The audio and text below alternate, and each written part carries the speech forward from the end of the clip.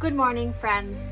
Welcome to my channel, Moon Mystic Cottage. This channel is part of my small business where I mainly sell through my Etsy shop, Moon Mystic Cottage. In this video today, I want to talk a little bit about how to price your crocheted goods, and more specifically, crocheted blankets. So let's get started. So I recently finished this blanket right here. So colorful, so pretty. And I made this blanket for a couple of different reasons. I was trying to use up some of my acrylic yarn because I right now don't really want to work with acrylic that much more. And also I am going to have it for sale at a local craft and vendor show coming up in December. So I had to ask myself, what kind of a price am I going to put on this? It's right around 42 by 46 inches. It's really a nice size blanket, definitely large enough for a crib, could even work well. My daughter is 8 and she could almost use it as either just not a decorative blanket, but a extra throw blanket on her bed if she wanted to. It would look great across the back of a couch, and it could really just be almost like an eye-catching piece for somebody to add to their space. How do I price this blanket, and how do you price your crocheted blankets? So let's talk about that a little bit. So I'm going to talk about a couple of different things here. Material costs, what do you want to pay yourself as an hourly rate if that's how you want to go about it, and where are you going to be selling your blanket, because that's also a big factor of this that I don't think enough people talk about. In regards to material costs for this blanket in particular, this blanket uses 12 different colors. Now, I did not use the full skein of all 12 of these colors. They were larger skeins of the Red Heart Super Saver yarn, but it still used a lot of yarn, and I would estimate probably around $60 worth of materials. Now, this blanket took me, I have to kind of estimate this because I can't sit and crochet for 8 hours straight, but that is what I estimate that this blanket took, was right around 8 hours. And that's really important to consider, because if you are going to go about paying yourself an hourly rate, then you have to think about that too. There's a few different ways to do this. Sometimes people like to take the material cost and just triple that. So $60 times 3, $180. That actually is that $180 to $200 really is a proper amount for this particular blanket. But then we have to go into the discussion of, is it going to sell at that price? But before we kind of get into that, let's talk a little bit about your labor costs. So some people like to consider just pricing their items based on the amount of time it took them, and maybe they want to pay themselves. Well, I suppose it really depends on you and where you live and what you're used to for an hourly rate. So for example, with my part-time job, I get $19 an hour. So do I want to charge $19 an hour times 8?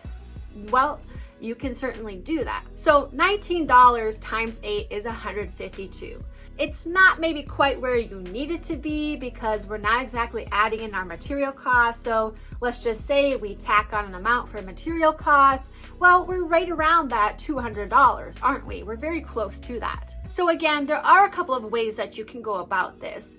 You can do a combination of labor cost and material. Sometimes, again, people just do the material and multiply that times 3 for a retail price. Or sometimes you go about it just an hourly rate, but maybe you kind of inflate that hourly rate a little bit, say to $21 an hour, and take that times however long it took you. There really are a couple of different ways that you can go about it. But now we ask ourselves the question, is somebody going to pay $180 to $200 for this blanket? And to be honest, guys, I don't know. The reason why I say that is because in the area that I live, and this is the part that I feel like everybody else disregards, where you live, where you're selling your product, I think matters. I live in a smallerish kind of town, ruralish sort of area. I know that I have seen other people who make crocheted blankets, they never put enough money on those blankets. And then this kind of trickles down to everybody else that makes similar blankets, and everybody else feels like they have to lower their prices. I would be doing a complete disservice to myself if I only put like $80 on this blanket. It just wouldn't make any sense for me to put that kind of a price on it with the amount of effort, materials, time that was put into it, and not to mention the pain in my hands you could also add, because there is that physical aspect within this with really any job, but yes, crochet as well. I am somebody who deals with fibromyalgia, so my hands fatigue pretty quickly, so that is something that I can sometimes take into account. But where are you going to be selling this blanket, I think really does matter. Another thing that I just thought of is how you present the item to the customer. If you are somebody that is selling at a local vendor or craft fair, you really want to, if you want to put that higher price on this item, you really need to think about your presentation of your table and how you present the item to the customer, so that when they see your table, they see something that looks professional, that looks well done, and they look at that blanket and they really appreciate what they're seeing overall at your table. I have seen a variety of different tables at vendor fairs, and some are good and some are really not good, unfortunately. There are people who just kind of lay everything out on a table and there's no depth, there's no really anything to look at because it's all flat on a table, and that just doesn't work. People are not attracted to that. And so I personally like to use different types of little shelves and crates for my table. And you know what? I will share that with you guys when that December show comes along. I will try to take like a little video or something, some pictures or whatever when that comes along. But I think it really does also matter on how the product is presented. My plan as of right now, I have one more blanket that I plan to make and have ready for this event, along with my other items, my wax melts and my crocheted purses and a couple other things. I plan to make up a nice tag within Canva, canva.com, and on that tag, and I'm a little all over the place sometimes, guys, I apologize, but I think of different things and I'm like, I need to add this in. On that tag, I'm going to add a little bit of a statement, not a statement, but just like some information about how long the blanket took to make, how many skeins of yarn it took, and also I am going to pre-wash the blanket because it's acrylic.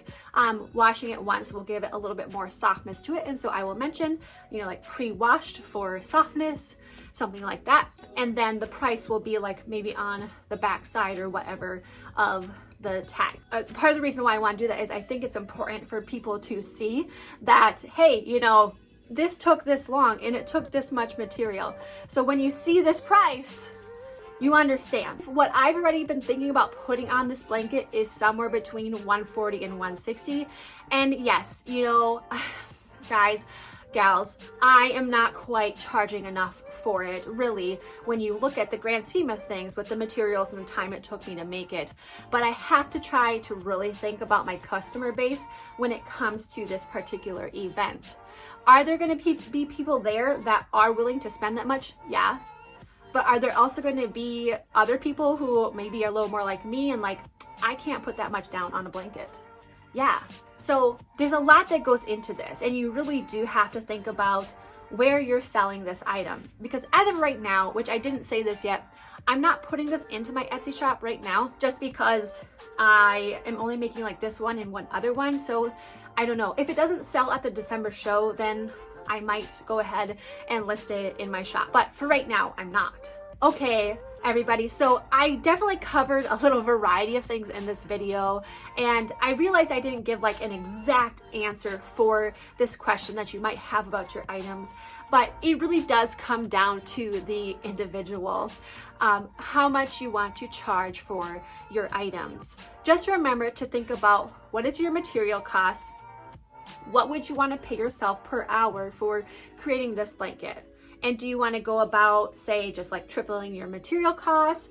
or just going by like a little bit of an inflated hourly rate, or a combination of the two. And also, where are you selling this item really does matter, in my opinion.